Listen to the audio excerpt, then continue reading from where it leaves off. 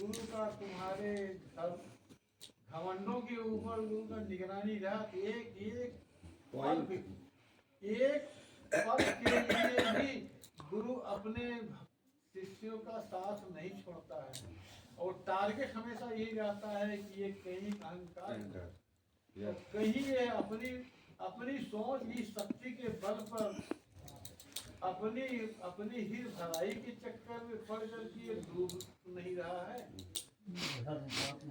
या फिर इतनी बड़ी शक्ति हाथ में है, इतनी बड़ी शक्ति हाथ में है तो आदमी अहंकार भी लेता है, घमंड भी ले लेता है। लेकिन घमंड लिया तो फिर गुरु क्या दे दिया है? सेवा करो। तो फिर सेवा करो तो नौकर है या कि मालिक है? यानी पाओ, इस कारण से हमेशा गुरु सेवा धर्म का याद कराते चलता है। सेवा करो, सेवा लिया फिर गड्ढे में जाएगा, अब फिर अब मजबूर है। और दूसरा क्या बोलेगा? यानी जिस चीज के लिए खतरा है, आत्मा तो अजर अमर है, वो कटेगा, जलेगा, फटेगा, कुछ होएगा, टूटेगा, ऐसा है नहीं। खतरा इस शरीर को है, तो तन मन धन हमें दे दो, उसके बाद फिर तुम चलो, फिर वो क्या करेगा तुम्हारा? कुछ नहीं, तुम्हारा कुछ नहीं चल पाएगा। इसीलिए तन मन धन पहले ही गुरु ले लेता है। तो वो अगर कष्ट भी देना चाहेगा तो कहाँ देगा? इसलिए ये हमारा शरीर तो हमारे गुरु पास आए थे, हमका कष्ट कहाँ पे? ये सब तो जिस गुरु को तन मन धन लेने की क्षमता होगी, और फिर ऊपर से 24 घंटा 30 दिन 12 महीना हर शिष्य के पास रहने की क्षमता होगी, वही सदगुरु प्रतिक्षण और प्रतिक्षण शिष्यों की देख रेख में रहता है।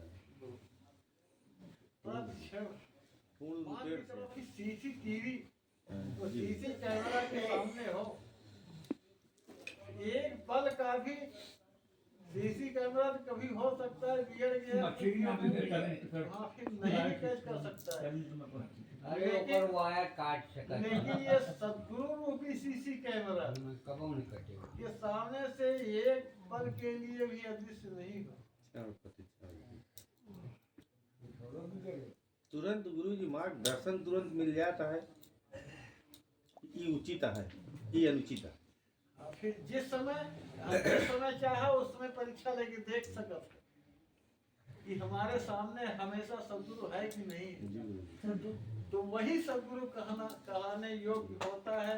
लेकिन ये कुंडली की देन है, तो कुंडली की ही देन है कि सातों चक्र उधर से निकल चुका है, वो मुक्त हो चुका है, फिर उसी मुक्त में अपना संसार डाल दो, उधर तो उसकी जाने की हिम्मत नहीं है, फिर तुम फ्री हो तो तुम्हारा कौन क्या बिगाड़ लेगा? कुछ नहीं, सांप भी काटेगा, कुछ नहीं, फिर तो जहर तो गुरु को चढ़ेगा ना, फिर तो गुरु चढ़ा नहीं सकता, तुम फ्री हो। तो इसलिए कभी भी यह करके जाओ कि चलता ही गुरु जी आगे झील से खास आए, देखा करो कीड़े बिछी न हो, संभाले। अगर एक आगे खड़ा हो, अगर बोल की चल रहे यहाँ, तो पहली बात है सांप काटेगा भी नहीं। अगर सांप कहीं तुम्हारे आंख के सामने भी पड़ गया तो डोल न पाए। अगर ये भी कभी देखे होगा कि सांप अगर बिच्छी अगर सामने आई हो या पड़ी हो तो देखे होगा कि जैसे मुर्दा हो गया, नाराज जाते ना, मुर्दा हो जाए। अगर फिर वो काट भी लिया फिर तोहरे अब पहली बात फिर काटे ना ही सका, वो काटे की स्थिति में न रहे। अब सांप भी होगा डंडा से उठाए के ले जाए फेंक देवे तो हुआ फर फर फर फर भाग जाए, लेकिन जब तक तुम्हारे सामने रहे तब तक वो जैसे मुर्दा रहे। ये सब उदाहरण पाए हो कि नहीं पाए हो? पाए ना जी। फिर ये इसकी किसके अंदर क्षमता है? गुरु के समझ गुरु के लो, अंदर। तन मन धन जो सदगुरु को दिए हुए चाहे वो पकड़ लो, चाहे समझ लो कि कण में आत्मा परमात्मा रूप देख के चल रहे हो, तो वो सांप के अंदर भी आत्मा है। तो फिर आत्मा यानी परमात्मा तो हमारे इष्ट हैं, तो अपने भक्त के ऊपर परमात्मा कुछ नहीं करेंगे, यानी सांप चांद नहीं चढ़ा सकता। हाँ, तो चाहे परमात्मा कह सकते हो, चाहे तीसरी भाषा में कुंडलनी कह सकते हो। दूसरे तीसरे भाषा में गुरु लेके चल रहा है, लेकिन कुंडलनी नहीं। फिर कुंडलनी तो जो पढ़े लिखे रहा, कहूँ किताब में पढ़े तो कहा कि हमका ऐसे लिखे रहा, फिर काहे ढाक तो आपके आधा तिहार बताए यार, तो फिर पूरा बताओ। गुरु को मजबूरी हो जाए, तो फिर गुरु को मजबूरी हो जाए, तो जब एक केहू बर्रे काटे झाड़ दे ठीक हो गयो, तो गुरु बन गए घबरे हो झाड़े से आराम से जाते भैया। फिर एक मतलब हम सब गुरु हो गए, तो गुरु बन गए, सम्मान ले शुरू ही देता है। तो जौने समय कुंडली के ऊपर अगर बोले जाए, एक जगह बोल रहा, हाँ अब हमारे हिया आइए, हिया आइए।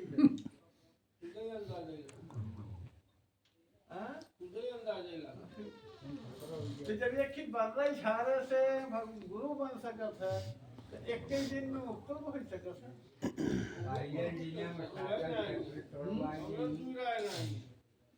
दोनों भी रहना ही ना। तो इसीलिए तो सब मजबूर कर दिया गुरु को कुंडली के विषय गुरु ज्ञान नहीं दे। देवो आधे अधूरा तिहाया, यानी कि जाएगा जान ला ये कभी अगर न सोच सका कि हम सब कुंडली नहीं पाए हैं, अगर कहीं भी कुंडली को सोचा तो मान के चलना है कि कुंडली के ऊपर ही पूरी तो हाल सब का ये साधना तपस्या शिक्षा ज्ञान जो कुछ भी ए टू जेड चल रहा है, वो सब कुंडली के रास्ते से चल रहा है। कहीं कहीं किताबों में भी लिखा रहता है, वहाँ पर दिए रहते हैं, लेकिन लास्ट में नोट में दे देते हैं।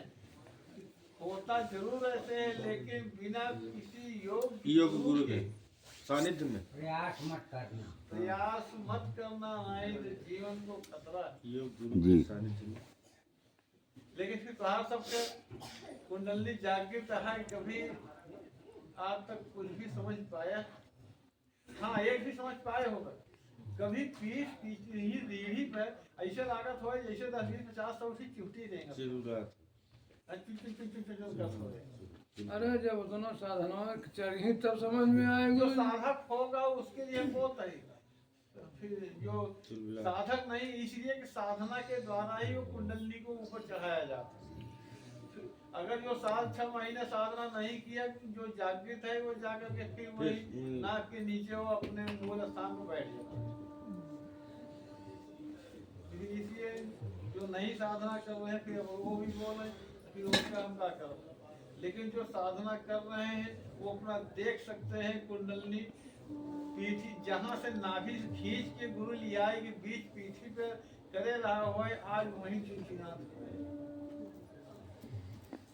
कुंडली पूर्ण रूपेण नियंत्रण गुरु जी का है। सदगुरु के अलावा कोई नहीं उसको नियंत्रित कर सकता। सदगुरु के अलावा दूसरा उसको नियंत्रण नहीं कर सकता। कोई नहीं कर एक कुंडली की पावर 1000 सूर्य मिलकर के भी बराबरी नहीं कर सकते हैं। नहीं कर सकते। वो इतना बड़ा रिस्क लेकर के गुरु तुम्हारा मार्गदर्शन कर रहा है, लेके चल रहा है, लेकिन सब भाषा शब्दावली कुंडली की नहीं निकालता, मुंह से निकालता है बस सेवा करो। कल का परमात्मा है, आत्मा ही फिर परमात्मा है।